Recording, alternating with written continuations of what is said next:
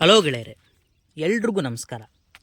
ಈ ವಿಡಿಯೋದಲ್ಲಿ ನಾವು UPSC mains Kannada optional subject paper 1 2021ರಲ್ಲಿ ನಡೆದಂತಹ ಕ್ವಶನ್ ಪೇಪರನ್ನು ನೋಡೋಣ ಬನ್ನಿ.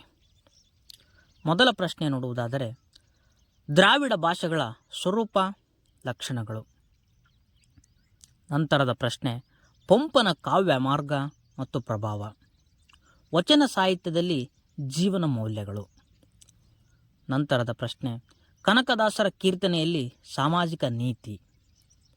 ನಂತರದ ಪ್ರಶ್ನೆ, ಕನ್ನಡ ನವೋದಯ ಕಾವ್ಯದಲ್ಲಿ ರಾಷ್ಟ್ರೀಯತೆ.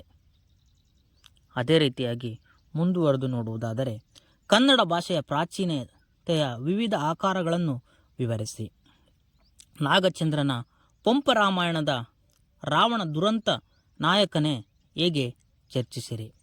ಹರಿಹರನ ರಗಳೆಯಲ್ಲಿ ಬಂಡಾಯದ ಧ್ವನಿಗಳನ್ನು ವಿವೇಚಿಸಿರಿ. ಕನ್ನಡದಲ್ಲಿ ನವ್ಯಕಾವ್ಯದ ಪರಂಪರೆ ಮತ್ತು ಪ್ರಯೋಗದ ವಿಧಾನಗಳನ್ನು ಕುರಿತು ವಿವೇಚಿಸಿರಿ. ಕನ್ನಡ ಭಾಷೆಯ ಬೆಳವಣಿಗೆಯ ವಿವಿಧ ಅವಸ್ಥೆಗಳನ್ನು ಉದಾಹರಣೆಯೊಂದಿಗೆ ವಿವರಿಸಿ.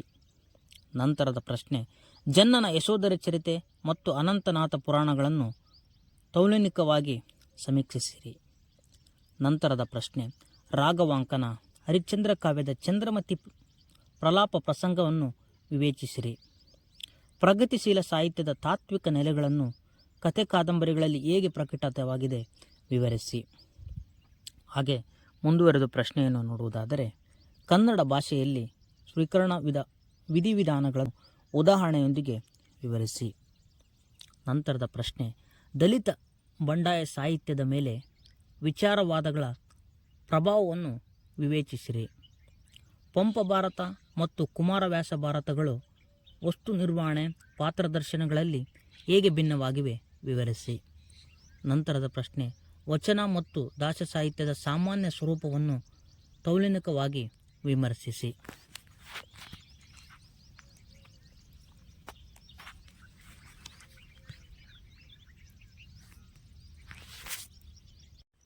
ನಂತರ ಮುಂದುವರೆದು ನೋಡುವುದಾದರೆ, ಕನ್ನಡದಲ್ಲಿ ಸಾಹಿತ್ಯ ವಿಮರ್ಶೆ. ಅದೇ ರೀತಿಯಾಗಿ ಕರ್ನಾಟಕದಲ್ಲಿ ಶಿವ ದೇವಾಲಯಗಳು, ವಿಜಯನಗರ ಕಾಲದ ವಾಸ್ತುಶಿಲ್ಪ, ಕನ್ನಡ ನಾಡಿನ ಜನಪದ ಕಲೆಗಳು, ಭಾರತೀಯ ಸಂಸ್ಕೃತಿಗೆ ಕರ್ನಾಟಕ ಸಂಸ್ಕೃತಿಯ ಕೊಡುಗೆ. ಮುಂದುವರೆದು ನೋಡುವುದಾದರೆ, ಕಾವ್ಯದಲ್ಲಿ ಧ್ವನಿ ಸಿದ್ಧಾಂತ ಮತ್ತು ಧ್ವನಿ ಪ್ರಭೇದಗಳನ್ನು ಉದಾಹರಣೆಯೊಂದಿಗೆ ವಿವೇಚಿಸಿರಿ. ಮುಂದುವರೆದು ನೋಡುವುದಾದರೆ, ಬಾದಾಮಿ ಚಾಳುಕ್ಯರ ಶಿಲ್ಪಕಲೆಯನ್ನು ವಾಸ್ತುಶಿಲ್ಪದ ಹಿನ್ನೆಲೆಯಲ್ಲಿ ವಿವೇಚಿಸಿರಿ. ಹಾಗೆ ಮುಂದುವರೆದು ನೋಡುವುದಾದರೆ, ಕರ್ನಾಟಕದ ಜೈನ ಧರ್ಮದ ಇತಿಹಾಸವೆಂದರೆ ದಕ್ಷಿಣ ಭಾರತದ ಜೈನ ಧರ್ಮದ ಇತಿಹಾಸವೇ ಆಗಿದೆ ಚರ್ಚಿಸಿ. ಕನ್ನಡದಲ್ಲಿ ಮಾರ್ಕ್ಸ್ವಾದಿ ವಿಮರ್ಶನೆಯ ವಿಕಾಸವನ್ನು ಕುರಿತು ವಿವೇಚಿಸಿರಿ.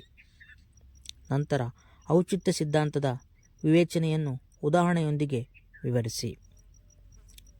ಸಮಾಜೋಧಾರ್ಮಿಕ ಪರಿವರ್ತನೆ ಬಸವಣ್ಣನವರ ಶರಣ ಧರ್ಮದ ಪ್ರಧಾನ ಆಶಯ ಚರ್ಚಿಸಿರಿ. ಕನ್ನಡ ಮಹಿಳಾ ಕಾವ್ಯದಲ್ಲಿ ಸ್ತ್ರೀವಾದಿ ನೆಲೆಗಳ ಸ್ವರೂಪವನ್ನು ಚರ್ಚಿಸಿರಿ. ನವೋದಯ ಕವಿಗಳು ಕನ್ನಡ ನಾಡಿನ ಏಕೀಕರಣಕ್ಕೆ ಹೇಗೆ ಸ್ಪಂದಿಸಿದ್ದಾರೆ ವಿವೇಚಿಸಿರಿ. ನಂತರ ಮುಂದುವರೆದು ನೋಡುವುದಾದರೆ, ಕರ್ನಾಟಕದ ಸಾಂಸ್ಕೃತಿಕ ಇತಿಹಾಸಕ್ಕೆ ವಿವಿಧ ರಾಜಮನೆತನಗಳ ಕೊಡುಗೆಯನ್ನು ವಿವೇಚಿಸಿರಿ.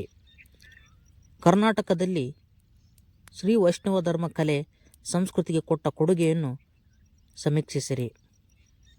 ಕರ್ನಾಟಕ ಸಂಗೀತ ಕೀರ್ತನೆಗಳಲ್ಲಿ ಅಂತರ್ವಾಹಿನಿಯಾಗಿ ಹರಿದು ಬಂದ ಬಗೆಯನ್ನು ವಿವೇಚಿಸಿರಿ. ದಲಿತ ಬಂಡಾಯ ಸಾಹಿತ್ಯ ವಿಮರ್ಶನೆಯ ತಾತ್ವಿಕ ಸ್ವರೂಪವನ್ನು ಚರ್ಚಿಸಿರಿ.